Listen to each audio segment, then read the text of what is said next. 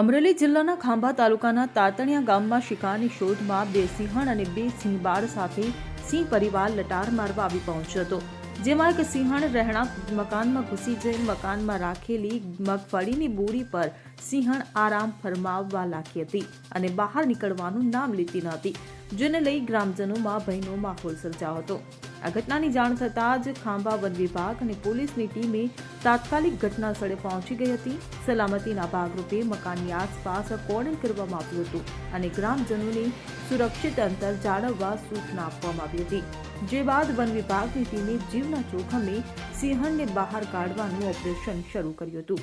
ત્યારે સિંહણ અચાનક વેગપૂર્વક દોડતી બહાર નીકળી હતી, જેના કારણે થોડીવાર અફરાતફરી મચી ગઈ હતી। જો કે વન વિભાગની કુશળ કામગીરીથી કોઈ અનિચ્છનીય ઘટના ઘટી ન હતી। આ સમગ્ર ઘટના ગામના સીસીટીવી કેમેરામાં પણ કેદ થઈ હતી। ત્યારે આ ઘટના રેવન્યુ વિસ્તારમાં વધી રહેલી સિંહોની હાજરી તરફ ધ્યાન દોરે છે, જે ચિંતાનો વિષય બની રહ્યો છે। વન વિભાગની સતર્કતા અને કુશળ કામગીરીથી મોટી દુર્ઘટના ટળી હતી।